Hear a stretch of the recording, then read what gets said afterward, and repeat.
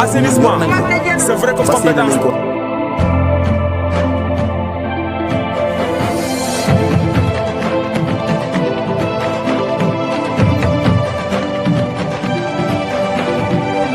Directeur ma bàyyi la nga nuyoo ak askan bi. jërë ngeen def maa ngi leen di nuyu yéen ñëpp ci leen gërëm di leen sant man maa ngi tudd colonel Mamadou Sidibé nekk directeur des aires marines communautaires protégées ci ministère de l'environnement du développement durable et de la transition écologique. donc tey vraiment ñu ngi fi daje tey pour benn activité boo xam ne dañ ko bëgg a mettre en œuvre ngir wàññi activité yoo xam ne am nañ impact ci kaw mangrove bi. donc loolu pour dire loolu ñu bon ko jagleel jigéen ñi donc ci activité boobu moom moo nekk tey activité apicole maanaam yarum abeilles yi quoi donc fii donc dañu suñu partenaire fondation office chérifienne des phosphates bu Maroc ñoom ñoo ñu indil ndimbal boo xam ne buñ ko xaymaa toll na ci 10 millions maanaam fukki millions yoo xam ne dañ ko jagleel ay jigéen ñi ci ay matériel maanaam ruche yeeg presse bi ak maturateurs yi donc ak filtre yi yooyu yëpp donc dafay permettre ak fumoir yi ak seen tenue yi moom loolu buñ ko xaymaa vraiment war na toll ci ay 10 millions jégal ko groupement jigéen yi donc ñu indil leen nag kenn formateur boo xam ne moom day ñëw pour def essaimage bi maanaam day ñëw pour jàppale leen naka la ñuy dugalee yàmb yi ci biir riche yi et donc ci loolu lañ nekkoon di waxtaan tey loolu lañ nekkoon di discuter ci teewaayu mairie bi mu ñëw teewee ko pour wane ne tout simplement AMP yi du loo xam ne day gàllankoor développement mais jumtuwaay la pour mairie bi pour commune yi ñu utiliser ko mu mën a yokk seen développement mu ne jàppale leen ci seen biir développement donc tey loolu moo ñu fi dajaloo ñuy gërëm ñëpp di leen sant yéen ñëpp. mais façon financement bu mel nii mën nañ xam ndax c'est la première fois wala. waaw ci maanaam tey ci façon bu ñuy liggéeyee ñun tey ak groupement yi.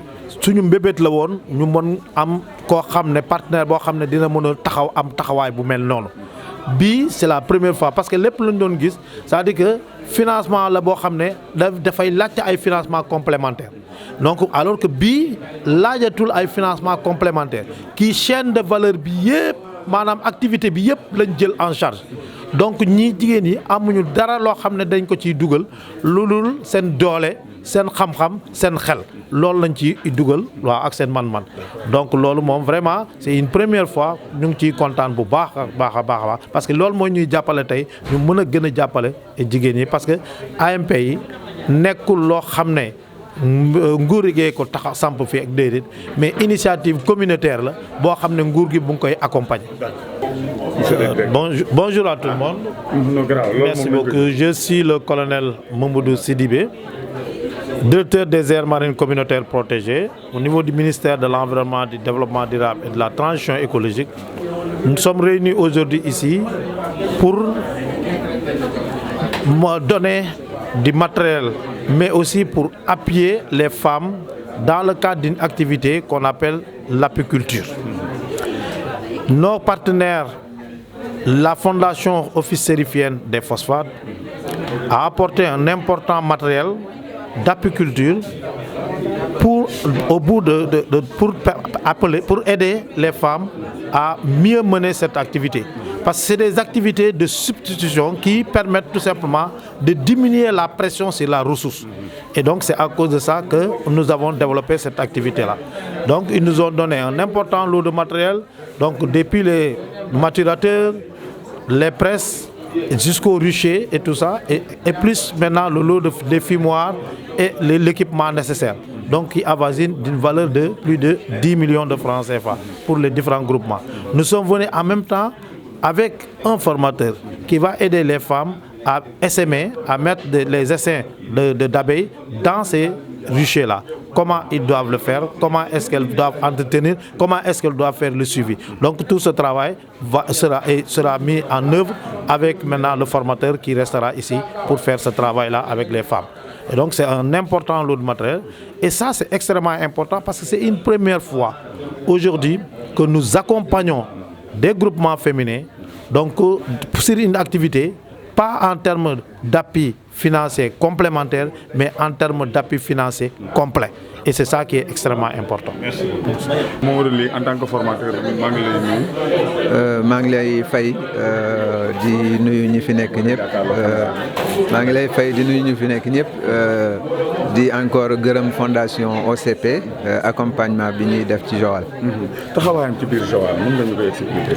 waaw c'est que OCP lu mu nekk ci di def ci Joal lu jafe la parce que bu ngeen gisee investissement bu mu commencé def fii rek ci Russie mën na 10 millions te day accompagner ay groupement donc li nga xam ne yow lépp li nga waroon outil dañ la ko jëndal indi la léegi lan lañ la laaj yow nga def sa fulla ak sa fayda rek pour def sa production donc lii vraiment lu jafe la.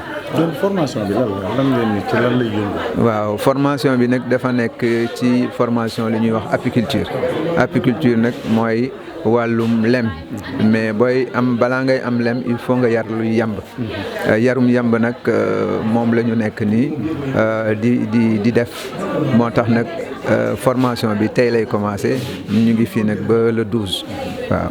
d'accord dama gis sànq ba léegi nag ngeen di ñaax femmes yi naan nañ góorgóorlu da ngeen daan indi ay financement muy dig wala lan nga ci mën a leeral loolu. déedéet ñoom dañ daan am ay financement yi nga xam ne liggéey bi yëpp bëccëg lay doon waaw léegi nag financement bi ñu am yarum yamb liggéey bi yëpp guddi lay doon dafa laaj xel waaye tamit dafa laaj doole dafa laaj aussi yenn sacrifice yi mooy yow fi nga waroon noppaliku di nelaw di noppaliku di toppatoo say njaboot foofu ngay jóg guddi gi ngay dang-dangi di jaar ci mangrove yi di dem ci riche yi moo tax ñu leen di ñaax na ci loolu ne leen nañu xam ne ab financement yu doon am yëpp métiers yi ñu doon def yëpp bëccëg la waaye bii guddi la te guddi dafa laaj aussi sacrifice moo tax ñu leen di ñaax. fondation OCP mën nañu xam ñan ñoo ko fi indi.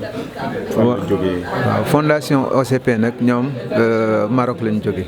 waaw ay marocain lañu dañoo ñëw nag gis waa aire marine protégée di leen laaj nag ci wàllu aire marine protégée fekk nag ñoom dañoo am yéene di leen jàppale di leen accompagner foofu nag la ñu jaaree Joal ñu gis jigéen ñi tax seen taxawaay ñu sawar lool pour jàppale leen ci wàllu yenn financement yi.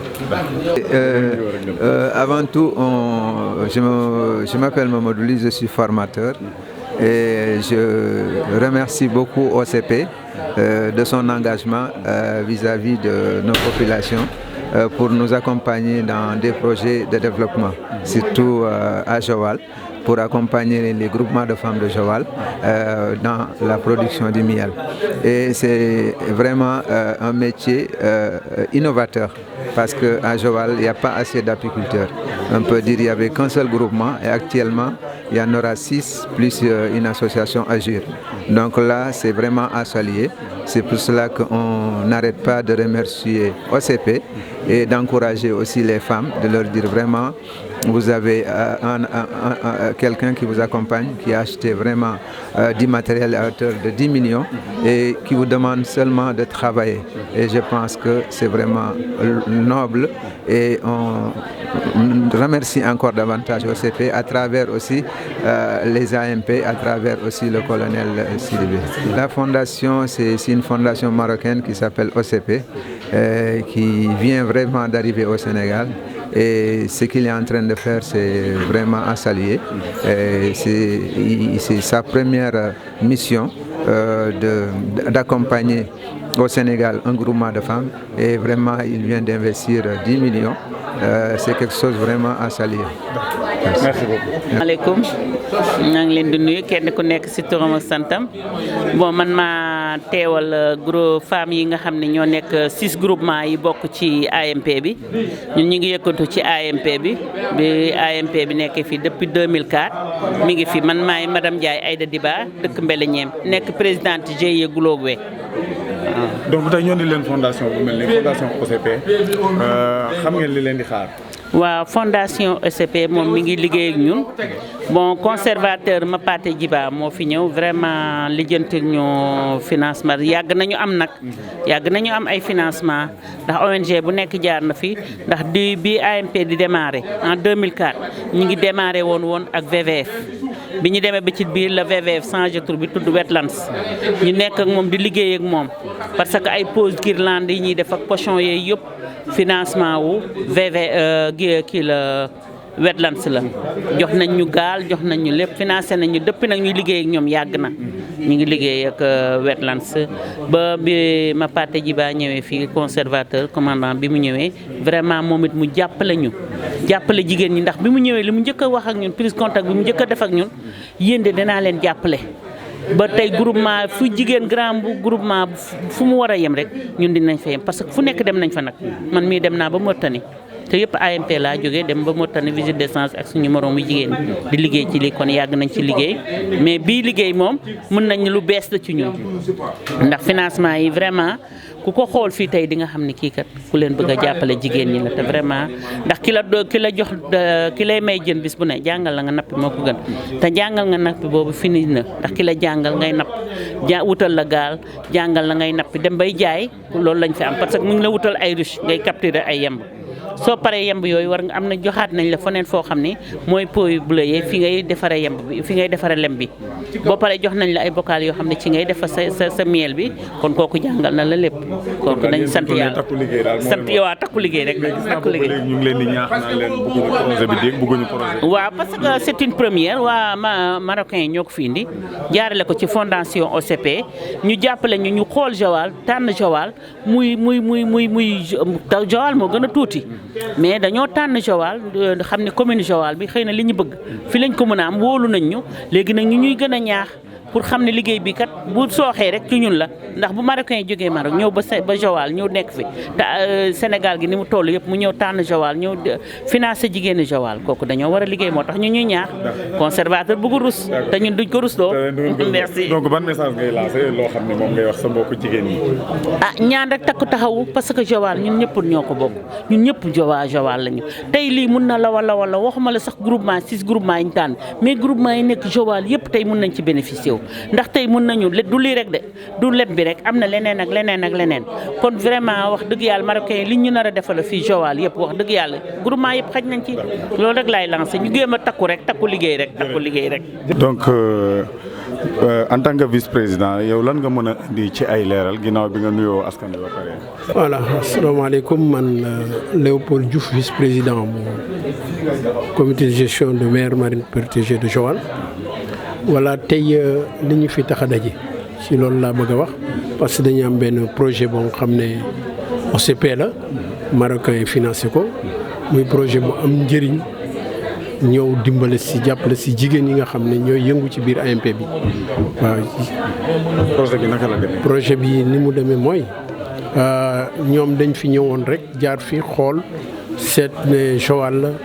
jaar ci comité de gestion bi seet na Joal am na partie prenante yoo xam ne ay jigéen yu am solo ñoo ci nekk di ci yëngatu waaw ñu xamal nañu daal jigéen yi vraiment ku leen jàppale dinañ dem après ñu ne daal ñoom ci seen wàllu bopp nañu bind lu ñu soxla rek la ñu bind comme ça ñoom ñu mën leen a jàppale alors ci la ñu bind le conservateur Karim daal di bind demandé li ñu demandé bi ñuy demandé li ñu demandé sax ñoom dañ ci yokk loo xam ne sax laaj ñu leen ko wax donc mooy ñoo xam ne vraiment dañu taxaw pour dimbali jigéen ñi fekk it jigéen ñi dañu nekkoon ci yëngatu boo xam ne moom la ñu gis ba ma am courage yu ñëw dimbali si leen indi leen matériel bu am solo tey nag matériel boo xam ne vraiment dafa am solo une valeur de 10 millions et poussière moom lañ fi indi tey pour jox ko jigéen ñi nga xam ne ñooy yëngatu ci wàllu mangrove bi ci ruche bi voilà waaw maanaam ci wàllu abeille maanaam pour ay yemb yoo xam ne dañu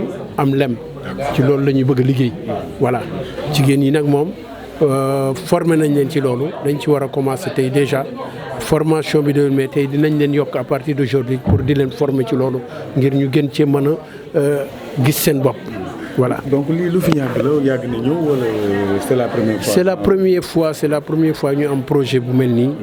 voilà c'est la première fois ñu soog ko fi am amoon na projet yu fi jaaroon mais projet yooyu li taxoon doxul parce que nit ki aussi boo koy dimbale ci benn liggéey foog nga tàggat ko ci boo ko ci tàggatulee du xam ni mu ci war a def projet yi fi jaaroon nag dañ daan ñëw rek jël leen jox leen xaalis bi doon bañ leen a tàggat ci li nga xam ne moom la ñu war a liggéey parce que amoon na projet bi fi WWF jaaroon jàppale les seigneurs de plage ak les quilieurs mais ñooñu seen projet dafa nax saay parce que kenn formé wu leen woon ci loolu moo tax mais nag ñii dañ leen formé ba pare indi leen matériel pour ñu liggéey ci waaw.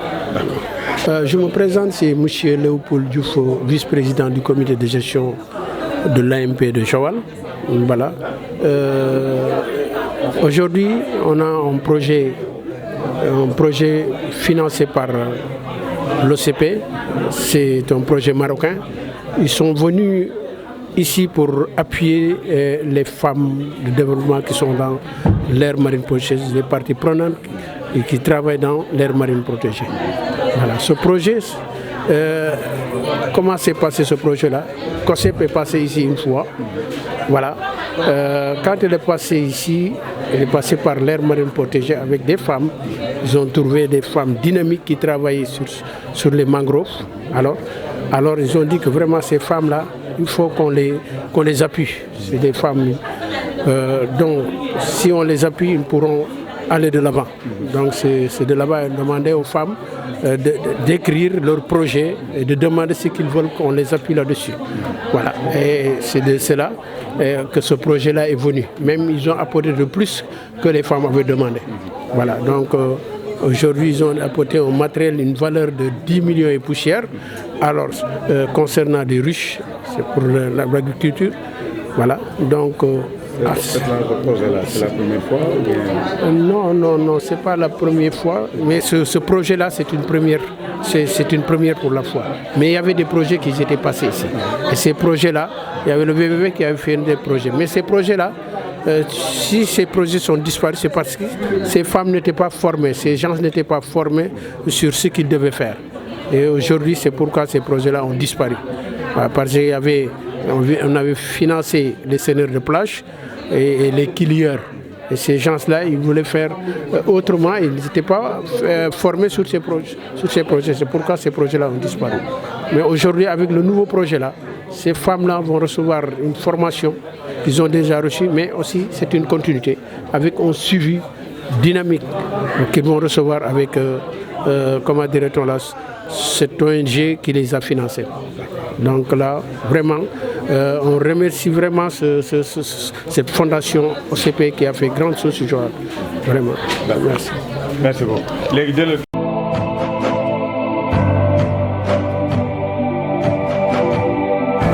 Assainissement, c'est vrai comme compétence.